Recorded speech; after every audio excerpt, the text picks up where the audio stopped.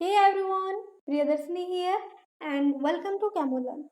Yes, I'm going to explain some questions from 2019 Sambalpur University MSc Entrance questions and काफी सारे students बोल रहे थे 2019 क्वेश्चंस के लिए. So let's get started. The first question is, on adding few drops of dilute HCl to freshly precipitated ferric hydroxide, a red colored colloidal solution is obtained. This phenomenon is known as peptization और dialysis और protective action और dissolution. तो इसका answer होगा peptization. ये आपका surface chemistry से आया हुआ है एंड पेप्टाइजेशन बेसिकली एक मेथड ऑफ प्रिपरेशन है कोलोइडल पार्टिकल के लिए. ठीक है, तो उसमें हम क्या करते हैं, फ्रेश प्रेसिपिटेट को लेके एक सुइटेबल इलेक्ट्रोलाइट के प्रेजेंस में हम डिस्पर्सन मीडियम में सेक करते हैं. तो हमें कॉलोइडल पार्टिकल्स मिलता है या फिर कॉलोइड्स मिलता है. This process is known as peptization. और जो इलेक्ट्रोलाइट यूज होता है उसको हम पेप्टाइजिंग एजेंट बोलते हैं. ठीक है, actually on the basis of size of particle of the solute, जो सॉल्यूशंस हैं उनको 3 टाइप्स में डिवाइड किया जाता है. First is true solution, colloidal solution and suspension. अब कोलोइडल सॉल्यूशन का पार्टिकल साइज देखिए 10 to the power -9 to 10 to the power -6 या फिर 1 नैनोमीटर टू 1000 नैनोमीटर है. तो कोलोइड्स क्या है, ये एक हेट्रोजीनियस सिस्टम है जहाँ पे कि डिस्पर्स्ड फेज डिस्पर्सन मीडियम में प्रेजेंट होता है and colloidal particle filter paper के थ्रू पास कर जाते हैं लेकिन वेजिटेबल एंड एनिमल मेम्ब्रेन के थ्रू पास नहीं कर पाते हैं. ठीक है, एंड कोलोइड्स का एक नोट्स में मैं टेलीग्राम चैनल में शेयर कर दूंगी. Second question is the number of components during the decomposition of NH4Cl into ammonia and HCl in vacuum is 1, 2, 3 और insufficient data to predict. कि आपका फेज इक्विलिब्रिया से आया हुआ है एंड फेज इक्विलिब्रिया से काफी टाइम क्वेश्चंस आ रहे हैं. तो नंबर ऑफ कंपोनेंट्स के लिए फॉर्मूला होता है C is equal to N-E. Obviously C equal to number of components, N is total number of chemical constituent present and E is number of individual relation exist among them और restriction, उनके बीच जो कुछ reactions हो रहा होगा या फिर कुछ रिएक्शन कंडीशन दिया हो गया होगा, तो हम इसको ई की तरह काउंट करेंगे. यहाँ पे पूछा गया है NH4Cl का डिकम्पोजिशन, मतलब NH4Cl से HCl एंड NH3 बन रहा है और ये एक रिवर्सेबल रिएक्शन है. यहाँ पे डबल हेडेड एरो होना चाहिए लेकिन यहाँ पे सिंगल हेडेड दे दी हूँ, लेकिन डबल हेडेड एरो आप यूज कीजिए. ठीक है, तो N equal to here 3 NH4Cl, HCl and NH3. E is equal to 1 जो रिएक्शन गिवन है एंड C equal to इसीलिए 2 होगा. The wave number at which the Balmer series of helium atom appears is dash time that of the hydrogen atom. ये question atomic structure से आया हुआ है and ये एक बहुत ही फंडामेंटल क्वेश्चन है. प्लस टू लेवल के नॉलेज से भी आप कर सकते हैं. So line spectrum of hydrogen. Line spectrum of hydrogen can be obtained by passing an electric discharge through hydrogen gas at low pressure. और उसके लिए उसके जो वेव नंबर या फिर न्यू बार और nu bar equal to 1 by lambda होता है, उसके फॉर्मूला है RH into 1 by N1 square minus 1 by N2 square. यहाँ पे RH क्या है, Rydberg constant. Okay, and N1 का वैल्यू हमेशा N2 से कम होता है. तो इसमें जो सीरीज होते हैं Lyman series, Balmer series, Paschen series, Brackett series, Pfund series होते हैं. देखिए यहाँ पे हमेशा N1 कम है और N2 जो है उसका वैल्यू हाई होगा 2, 3, 4, 5. ये सब फॉर्मूलाज है, लाइमैन बाल्मर सारे सीरीज के लिए फॉर्मूला है। अगर आपको क्वेश्चन में शॉर्टेस्ट वेवलेंथ पूछा होगा कोई भी सीरीज में, तो आप n2 equal to infinity substitute करेंगे, ठीक है। तो क्वेश्चन में देखिए बाल्मर सीरीज के लिए पूछा गया है।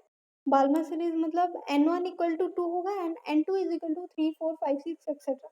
हमें कौन सा लाइन तो पूछा नहीं गया है, इसीलिए हम फर्स्ट लाइन को कंसिडर करेंगे। अगर कोई अदर एलिमेंट के साथ कंपेयर करना होगा तो हम ये फॉर्मूला यूज करेंगे, nu bar equal to nu bar H into Z square by N square. Z is the atomic number of that element and N is जो लाइन को हम कंसिडर कर रहे हैं, यहाँ पे तो हम 1 कंसिडर कर रहे हैं, तो n is equal to 1 and z is equal to 2 for helium. So the option will be 4 into nu bar H. ठीक है, ये कैलकुलेट करने के लिए कोई ज़रूरत नहीं है। The standard reduction potential of the electrode Fe3 plus Fe and Fe2 plus Fe are minus 0.035 and 0.440 volt respectively. It is Eg2. 4 options given है। तो ये इलेक्ट्रोकेमिस्ट्री से आया हुआ है क्वेश्चन एंड यहाँ पे आपको कुछ पॉइंट्स याद रखना है, जैसे कि ऑक्सीडेशन। ऑक्सीडेशन क्या है? Loss of electron and reduction. Reduction है गेन ऑफ इलेक्ट्रॉन, ठीक है। और इन दोनों में से आप कोई एक को याद रखिए और दूसरा तो अल्टरनेट होगा उसका। ऑक्सीडेशन जैसे कि LEO, लियो आप याद रख सकते हैं। लियो मतलब loss of electron is oxidation, उसका उल्टा होगा रिडक्शन। ऑक्सीडाइजिंग एजेंट क्या है?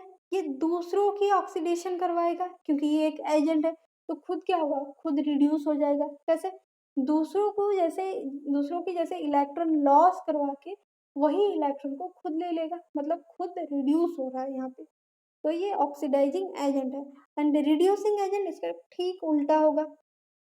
And you have to remember that अगर दो वैल्यूज दिया गया है तो वहाँ पे अगर हायर वैल्यू जो होगा स्टैंडर्ड रिडक्शन पोटेंशियल का हायर वैल्यू, वहाँ पे रिडक्शन होगा एंड ऑब्वियसली एट कैथोड तो वो ऑक्सीडाइजिंग एजेंट होगा, ठीक है। अगर लोअर वैल्यू होगा, लोअर वैल्यू जो होगा वहाँ पे ऑक्सीडेशन होगा एट एनोड एंड वो रिड्यूसिंग एजेंट होगा।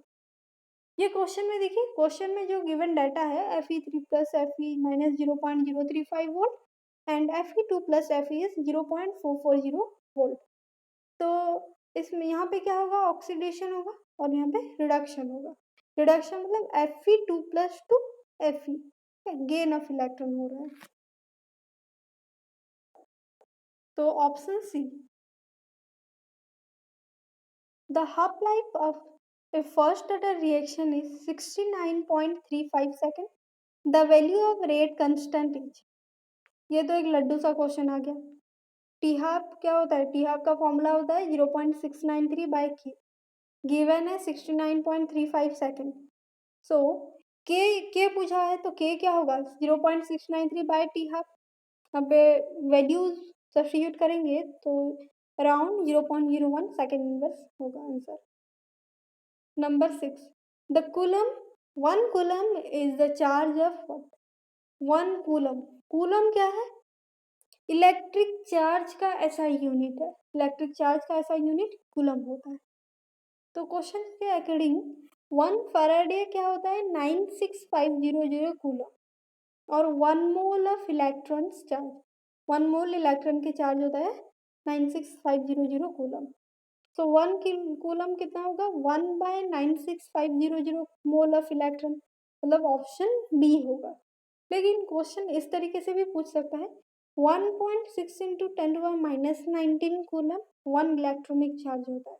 1 इलेक्ट्रॉन का चार्ज कितना होता है? 1.6 इंटू 10⁻19 कूलम। सो 1 कूलम का चार्ज कितना होगा? 1/1.6 into 10⁻19 which is equal to 0.625 into 10⁻19 electronic charge. Okay, question number 7, the unit of equivalent conductance is, equivalent conductance ये अगेन इलेक्ट्रोकेमिस्ट्री से है। Equivalent conductance is lambda eq. अगर electrolyte का concentration 1 normal होगा तो हम कंडक्टेंस को इक्विवेलेंट कंडक्टेंस बोलेंगे एंड इसका फॉर्मूला होता है 1000 K by N, where K is specific conductance, whose unit is ohm inverse centimeter inverse, and N is normality. तो लैम्डा इक्यू का यूनिट क्या होगा? Ohm inverse centimetre square equivalent inverse. साथ ही साथ आप मोलर कंडक्टेंस भी याद रखिए। मोलर कंडक्टेंस क्या होता है? अगर सॉल्यूशन का और इलेक्ट्रोलाइट का जो कंसंट्रेशन 1 मोलर होगा, नॉर्मल की जगह अगर मोलर है तो मोलर कंडक्टेंस बोलेंगे। एंड यहाँ पे नॉर्मलिटी को मोलरिटी रिप्लेस कर रहा है, इसीलिए क्या होगा? एन के जगह एम यूज हुआ है एंड यूनिट भी ohm inverse centimetre square mole inverse होगा। Question number 8. For a free isothermal expansion of gas occupying an initial volume V, which of the following relation holds good? Isothermal expansion मतलब temperature constant होगा obviously. Temperature constant है and ideal gas के लिए क्या होता है? Internal energy temperature के ऊपर ही डिपेंड करता है, इसलिए अगर टेम्परेचर कांस्टेंट है तो इंटरनल एनर्जी भी कांस्टेंट होगा। So del E equal to 0 होगा। एंड एंथैल्पी का फॉर्मूला होता है del H equal to del E plus del W. Del W के जगह हम पी डेल वी लिख सकते हैं और पी डेल वी के जगह del N R T. Ideal gas के लिए P V equal to N R T होता है ना, तो डेल एन आर टी। तो आइसोथर्मल प्रोसेस के लिए डेल टी 0, क्योंकि चेंज इन टेम्परेचर नहीं हो रहा है and change in internal energy भी 0। So del H equal to 0 होगा ऑब्वियसली। एंड आइसोथर्मल प्रोसेस में क्या होता है? From first law of thermodynamics del E is equal to Q plus W. यहाँ पे डेल ई इक्वल टू 0 है, तो Q is equal to minus W होगा। मतलब work is done at the expense of heat absorbed. लेकिन question में देखिए क्या पूछा है? Free expansion. फ्री एक्सपांसन मतलब एट वैक्यूम हो रहा है। वैक्यूम में क्या होगा? यहाँ पे प्रेशर हम नियरली इक्वल टू 0 ही लेते हैं। ओके, प्रेशर 0 है तो मतलब वर्क डन भी 0 होगा। तो डेल एच भी 0, डेल ई भी 0 एंड डब्ल्यू भी 0। तो क्या होगा उसका answer? All of the above. Below are the given some plots relating to order of a reaction. Find out which of them represent zero order reaction. Zero order reaction के लिए हम graph plot करेंगे। जो zero order reaction के लिए rate of the reaction depend करता है only के ऊपर। जो कंसंट्रेशन रिएक्टेंट के कंसंट्रेशन के ऊपर वो बिल्कुल डिपेंड नहीं करता है, इसीलिए ये पैरेलल, उसका जो graph parallel to the concentration axis होगा, independent of concentration. And integrated rate law के लिए जो सेकंड ग्राफ है वही होगा टाइम एंड कंसंट्रेशन के लिए ग्राफ। एंड हाफ लाइफ के लिए जो थर्ड ग्राफ है वही होगा। ठीक है, इसका पॉजिटिव स्लोप होगा एंड इंटीग्रेटेड रेट लॉ के लिए निगेटिव स्लोप होगा। तो option D will be the right answer. ये तीनों ही जीरो ऑर्डर रिएक्शन को ही रिप्रेजेंट कर रहे हैं। वैसे ही फर्स्ट ऑर्डर रिएक्शन का जो ग्राफ्स है इसको भी आप देखिए।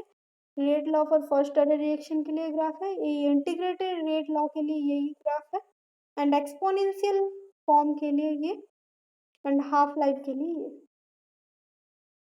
The successive emission of 2 alpha and 2 beta particles from radon nuclide results। ये सेम टू सेम क्वेश्चन 2017 में भी आया था, इसलिए आप क्वेश्चंस को बार बार प्रैक्टिस कीजिए एंड अच्छे से कंसेप्ट को क्लियर कीजिए। ठीक है, तो डी के 3 टाइप्स के होते हैं, अल्फा डी के, बीटा डी के एंड गैमा इमिशन। क्वेश्चन में पूछा है 2 अल्फा डी के होगा, मतलब रेडन का 2 बार, रेडन से हम 2 बार अल्फा डी के करवाएंगे, फिर बीटा डी के भी 2 बार करवाएंगे। तो एक एलिमेंट निकलेगा जिसका कि एटॉमिक नंबर 84 होगा and with atomic mass 212, which is nothing but the polonium having atomic number 84 and 212। तो ये था कुछ 10 क्वेश्चंस। बाकी सारे क्वेश्चंस को एनालिसिस मैं बहुत जल्द करने के लिए कोशिश करूँगी। कुछ डाउट्स है तो कमेंट करके ज़रूर बताएं and you can also join my Telegram group let's discuss at Camolar. वहाँ आप अपने डाउट्स वगैरह पूछ सकते हैं। ठीक है, एंड या don't forget to share it among your friends and subscribe to my channel if you have not done yet. Thank you so much.